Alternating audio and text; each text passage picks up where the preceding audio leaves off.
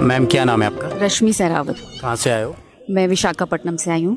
अच्छा, विशाखापट्टनम से इतनी दूर आए हो। संत रामपाल जी जेल में है हिसार में, यहाँ पे आप आए हो विशाखापट्टनम से, तो क्यों आए हो? देखिए, परमात्मा के दर्शन करने के लिए आपको कोई मौका नहीं चाहिए कि आप क्यों आए। ये क्वेश्चन अपने आप में एक वेग क्वेश्चन है। अगर मैं आपसे पूछूं कि लोग चारों धाम की यात्रा करने पर क्या क्या करने जाते हैं, मंदिरों में क्या करने जाते हैं, तो आपको आंसर खुद ही मिल जाएगा। आपकी क्या एजुकेशन है? मैं MA B.Ed हूँ और मैं एक एस्ट्रोलॉजर भी रह चुकी हूँ।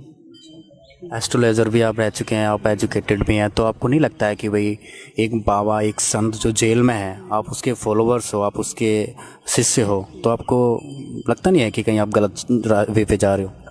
नहीं, देखिए, मैं पहले आपको बता दूं कि मैं साइंस की स्टूडेंट रही हूं, तो पहले मैं इन चीज़ों पर बिल्कुल भी विश्वास नहीं करती थी। इनफैक्ट मैं साइंस को ही सब कुछ मानती थी।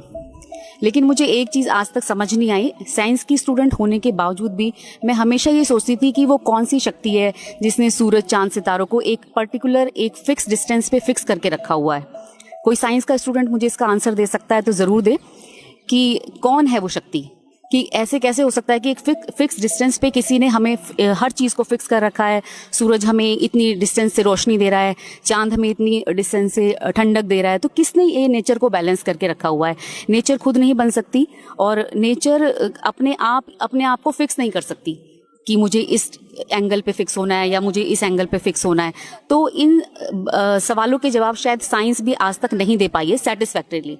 वो क्लेम कर सकते हैं कि हमने सेटिस्फैक्शन के साथ इस बात का आंसर दे दिया है, बट इस बात का कोई भी आंसर आज तक नहीं है। वो काम सिर्फ एक परमात्मा ही कर सकते हैं, जिसको आप एक सुपर पावर भी बोल सकते हैं, और आप कुछ भी नाम दे सकते हैं। कोई गॉड बोल सकता है, सुपर पावर, सुपर नेचुरल, कुछ भी बोल सकते हैं, लेकिन कोई ना कोई तो शक्ति ऐसी है जो सारी सृष्टि को, सारे संसार को चला रही है, इस यूनिवर्स को चला रही है।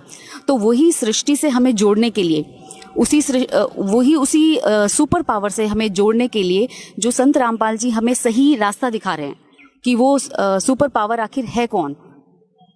संत रामपाल जी बताते हैं कि ये पृथ्वी लोक है, मृत्यु लोक है, यहाँ पे आप सतलोक में रहते थे, तो क्या ये चीज़ें संभव हैं कि इस लोक के अलावा कोई सतलोक भी है जहाँ पे भगवान का घर है, वहाँ पे लोग रहते हैं? 21वीं सदी चल रही, रोज एक्यूरेट है, साइंटिफिक ज़माना चल रहा है, तो इन चीज़ों को आप मानते हैं? जी बिल्कुल मानती हूँ। अगर इंसान चांद पे जा सकता है, बाकी प्लैनेट्स पे जा सकता है, और पहले हमने अपने वेदों में, पुराणों में पढ़ा भी है कि किस तरीके से हमारे ऋषि मुनि दूसरे ग्रहों पे चले जाते थे। बहुत सारे ऋषियों के ऐसे एग्जाम्पल मिलते हैं कि जो बहुत सारे लोगों के ऊपर जाके वहाँ रिसर्च किया करते थे, वहाँ जाते थे और फिर वापस आते थे।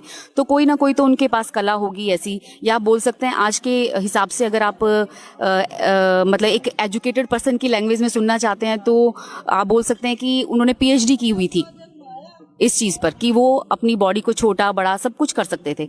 तो सब कुछ पॉसिबल है। आज भी तो इंसान चांद पे जा रहा है और रिसर्च कर रहा है।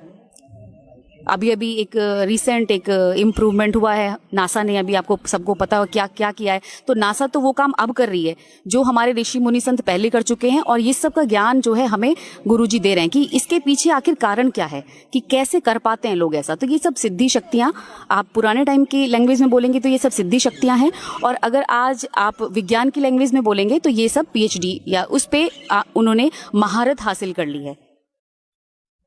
संत रामपाल जी के बारे में जो समाज सुधार का योगदान है वो क्या है? समाज सुधार के लिए देखिए, मैं भी काफ़ी दिनों से देख रही हूँ, जब से मुझे होश आया है मैं समझने लगी हूँ दुनिया की प्रॉब्लम्स क्या क्या हैं।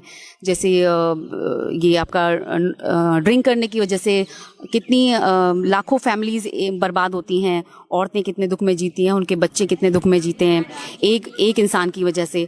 तो गवर्नमेंट के इतने सारे प्रयास करने के बाद भी, गवर्नमेंट इतनी नई नई स्कीम चलाती है लेकिन उनका जीरो रिजल्ट रहता है। इतना पैसा खर्च करती है, करोड़ों विज्ञापनों पे खर्च करती है। तो मैं ये बोलना चाहूँगी कि संत रामपाल जी तो सिर्फ एक बार आप सत्संग सुन लीजिए, उसी से ये आपकी प्रॉब्लम दूर हो जाएगी। जितने भी परिवार आज इस समस्या से जूझ रहे हैं कि उनके परिवार बर्बाद हो रहे हैं सिर्फ इस एक आदत की वजह से, तो आप सत्संग सुन लीजिए। और सत्संग सुनने से सिर्फ एक यही नहीं, बहुत सारे विकार दूर होते हैं इंसान की, जो भी प्रॉब्लम्स हैं, कुछ बीमारियां भी दूर होती हैं। और एक तरह से मैं कह सकती हूँ, एक तरह से पूरा आपका शुद्धिकरण हो जाता है। एक आत्मा का शुद्धिकरण, आपके विचार शुद्ध हो जाते हैं। जब आपके विचार ही शुद्ध हो गए तो फिर आपको कहीं जाने की ज़रूरत ही नहीं है। प्रॉब्लम्स अपने आप ही बहुत कम हो जाएंगी, या बोल सकते हैं कि ख़त्म ही हो जाएंगी प्रॉब्लम्स। तो एक तरह से संत रामपाल जी एक समाज सुधार का काम कर रहे हैं, जो कि आज तक कोई भी नहीं कर पाया है, जिसको मैंने प्रैक्टिकली फील किया है। संत रामपाल जी जो ज्ञान है वो बहुत ही कंट्रोवर्सी ज्ञान है, तो आपको क्या लगता है कि जो संत रामपाल जी ज्ञान दे रहे हैं वो सही है? लोग ये भी तो कहते हैं कि संत रामपाल जी ज्ञान वो हिंदू विरोधी हैं, संत रामपाल जी, या मुस्लिम विरोधी हैं, तो आपको क्या लगता है? नहीं, ऐसा बिल्कुल नहीं है। ऐसा सिर्फ वही लोग बोलते हैं जो उनकी लिखी हुई किताबों को अब तक जिन्होंने नहीं छुआ है, नहीं पढ़ा है, या फिर उन्हें अपने धर्म का ही ज्ञान नहीं है। हिंदू हैं तो उन्हें अपने धर्म का बिल्कुल भी ज्ञान नहीं है। सिर्फ गीता के ऊपर वही लोग लड़ते हैं जिन्होंने गीता का आज तक एक भी पेज खोल के नहीं देखा है, उन्हें पता ही नहीं है कि गीता में लिखा क्या है। और मुस्लिम धर्म के लोगों के लिए भी मेरा यही संदेश है कि वही लोग लड़ते हैं जिन्होंने अपने धर्म को समझा नहीं है, जाना नहीं है। और संत रामपाल जी सारे धर्मों को मिलाकर एक साथ जोड़ते हैं और सभी से ज्ञान देते हैं। जब वो अपना प्रवचन, या कह सकते हैं जब वो अपना बैठते हैं, अपना प्रवचन देते हैं, तो आप देखेंगे कि वो एक टीचर की तरह होते हैं।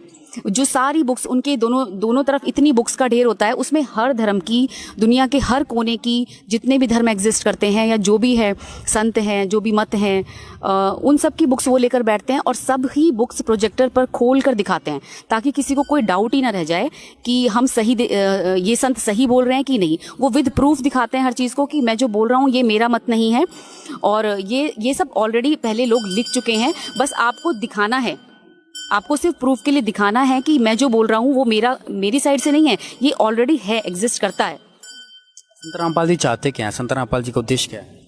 संत रामपाल जी एक तो समाज सुधार उनका पहला उद्देश्य है, और दूसरा है हमें सही भक्ति का ज्ञान कराना और परमात्मा से जोड़ना। परमात्मा से जुड़ते ही इंसान की आत्मा प्योर हो जाती है और वो गलत काम की तरफ नहीं चलेगी। और जब गलत काम की तरफ वो चलेगी ही नहीं, तो फिर हमें गवर्नमेंट की चलाई हुई किसी भी समाज सुधार की पॉलिसी की कोई ज़रूरत ही नहीं है। फ्री में घर बैठे ही हम अपने समाज का सुधार कर सकते हैं और एक सुखी जीवन जी सकते हैं। बहुत बहुत धन्यवाद।